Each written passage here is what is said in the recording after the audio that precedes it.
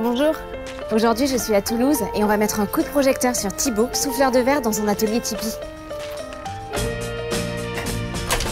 Bonjour Thibaut, ça fait plaisir de te revoir. Moi aussi, je suis content. Ça fait 1 an qu'on Oui, s'était vus déjà. pour la saison 1 de coup de projecteur. Et pour ceux qui l'ont pas vu, est-ce que tu peux nous rappeler ce qu'est Tipeee? Alors, Tipeee, c'est un atelier hybride qui s'adresse à un public très large. On a des collections qu'on dessine, on a les initiations qu'on propose au grand public pour partager notre passion. Et on a une partie de prototypage et de sur-mesure qui s'adresse plutôt à des professionnels où on donne vie à des projets qui n'existent pas. En tout cas, on est dans ton atelier, c'est magnifique. Et il fait bon. Ouais, il fait bon près du four, hein.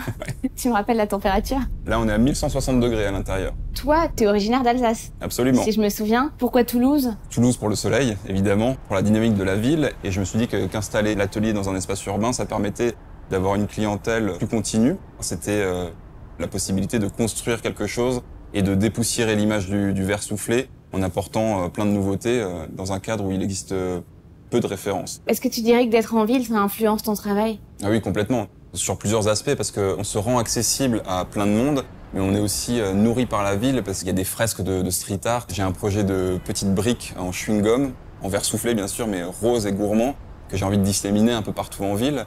Par rapport à l'an dernier, je me souviens quand on s'était rencontrés, t'avais pas encore d'employés. Là, c'est le cas. Qu'est-ce qui a changé encore? Il y a plein de choses qui ont changé en 1 an. L'énergie, la matière première qui a explosé. L'équipe s'est agrandie. Donc du coup, la logistique a gonflé aussi. Il faut absorber plus de commandes pour pouvoir payer tout le monde. L'identité de l'atelier s'est affirmée. Les projets ont grandi. On s'adresse à un public professionnel que j'essaie d'atteindre depuis un moment. On s'est équipé en conséquence avec des fours plus gros. Est-ce que tu dirais qu'il y a un réseau d'aide qui est plus présent quand t'es en ville? Nous, on a créé entre artisans d'art une fédération des artisans d'art de Toulouse qui nous permet d'avoir des infos, les bons plans, les mauvais plans, notamment des aides de la région Bien qui sûr. nous permettent d'acquérir du matériel, développer de nouveaux projets, d'atteindre des nouvelles cibles de clientèle et qui nous permet de perdurer et de grossir, quoi. Et ça, faut pas hésiter. À quelqu'un qui voudrait se lancer, faut lui dire vas-y, va chercher les aides. Faut se lancer, faut se montrer, faut en parler autour de soi. Il faut pas hésiter à éprouver un peu les grandes lignes de son projet. L'artisanat d'art, c'est forcément Un métier passion. La passion, au sens strict du terme, c'est quelque chose qui est aussi dévorant que nourrissant. Il y a quelque chose de très fort.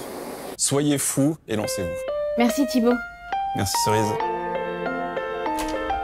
Groupama, assureur des très petites entreprises qui font de très grandes choses.